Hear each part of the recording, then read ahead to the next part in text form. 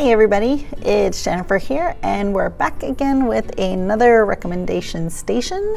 This time I actually have a book for you instead of a movie. Although I love movies, I can recommend 5,000 movies at any given time. I am more picky with books, and so it's harder for me to recommend some because I only want to recommend books that I thoroughly enjoyed. Even though I like a lot of different types of books and they're okay, there's just some that I really love, and those are the ones that I tend to recommend the most. I am planning on a whole maybe 2 to 3 videos for Halloween on some scary movies and scary books and things like that, because I love horror. I love it so much, and that's the majority of what I read and watch at this point. So the book I am going to recommend this time is a YA book. It's called What If It's Us? I read this book by chance. I don't really remember why. It is written by Becky Albertalli and Adam Silvera. Becky Albertalli, if you've ever read Simon versus the Homo Sapien Agenda, she wrote that book. That was an enjoyable book.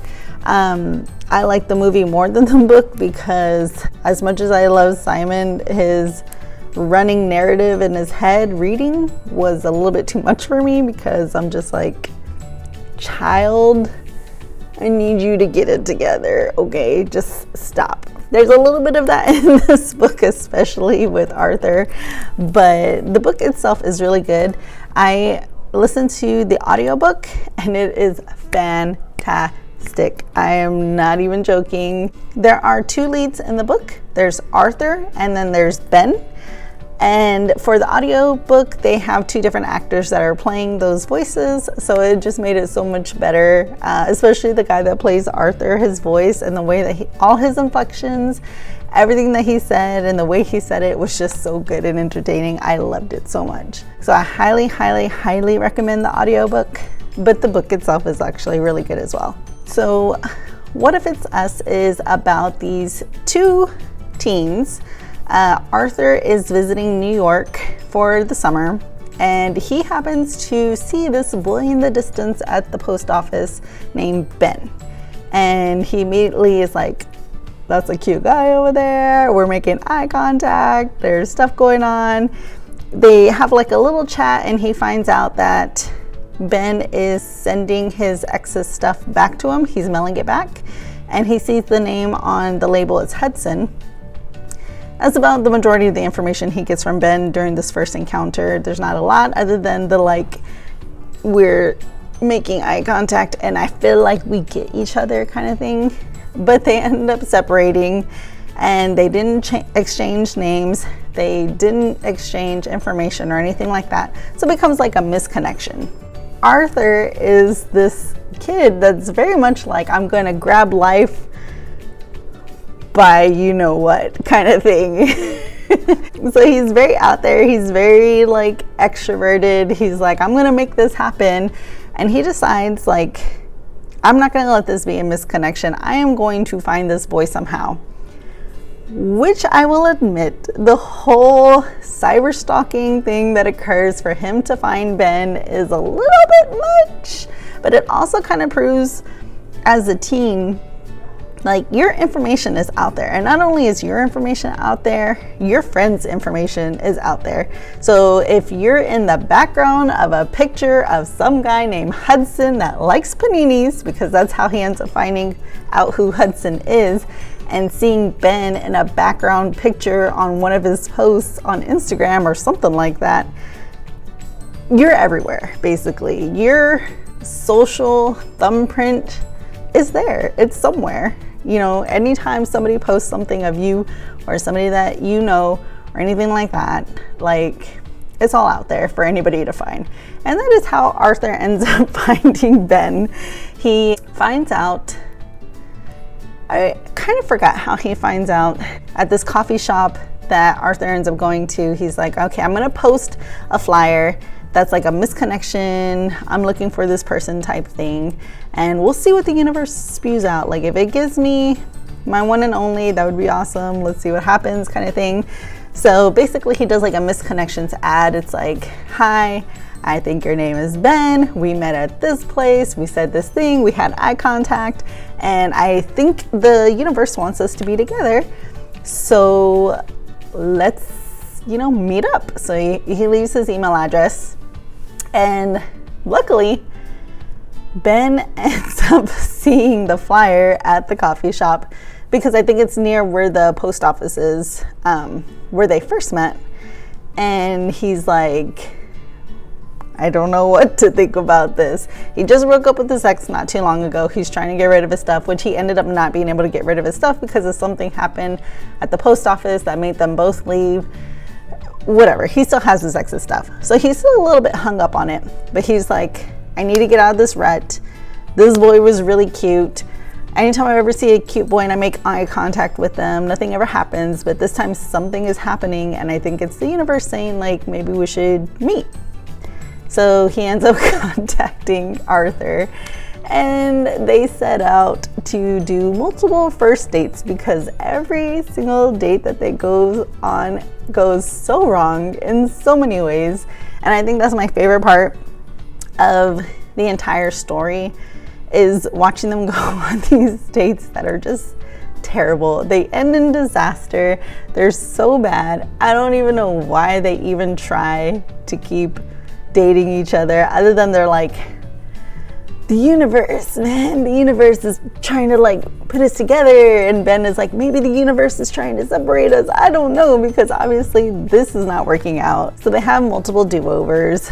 And there's, little parts where they kind of, in this short amount of time, learn more about themselves and more about them in a relationship. This is Arthur's first attempt at a relationship.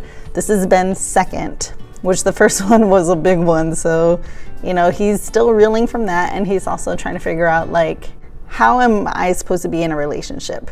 There's one moment where, and it's a small moment, so I'm gonna, if you don't want spoilers, just cover your ears for a little bit and I'll do this when I'm done.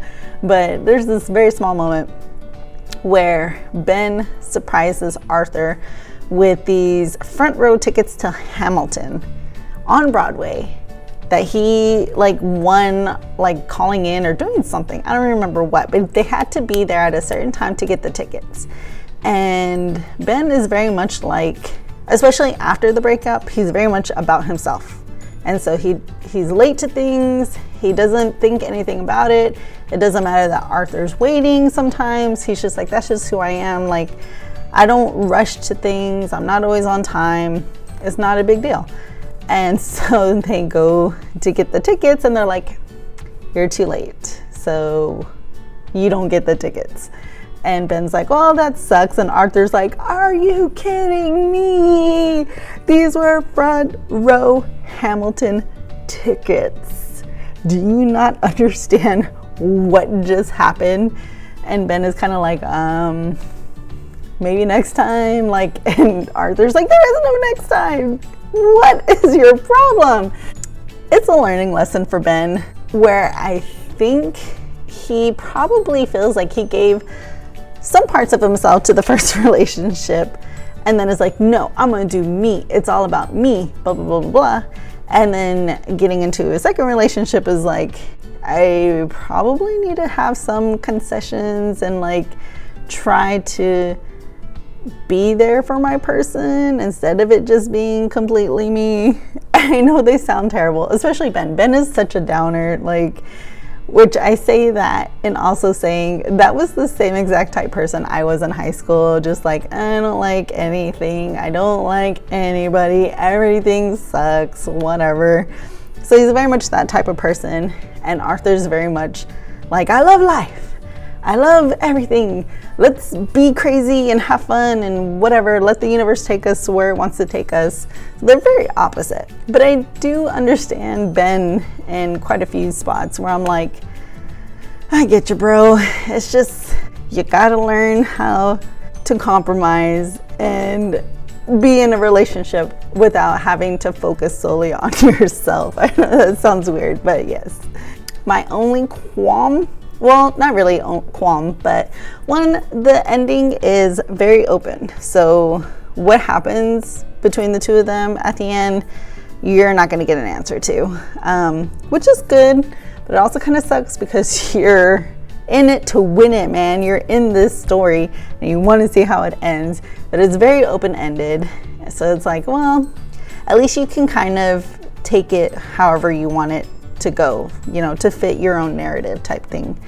The second thing is that it will make you hate the name Hudson forever and ever and ever, because Ben can't keep that boy's name out of his mouth, okay? The amount of times that he says Hudson, I swear by the middle of the book, I was just like, say Hudson one more time, and I swear to gosh, I'm going to hurt you and burn this book, because oh my gosh, he mentions him all the time. And even Arthur's like, stop!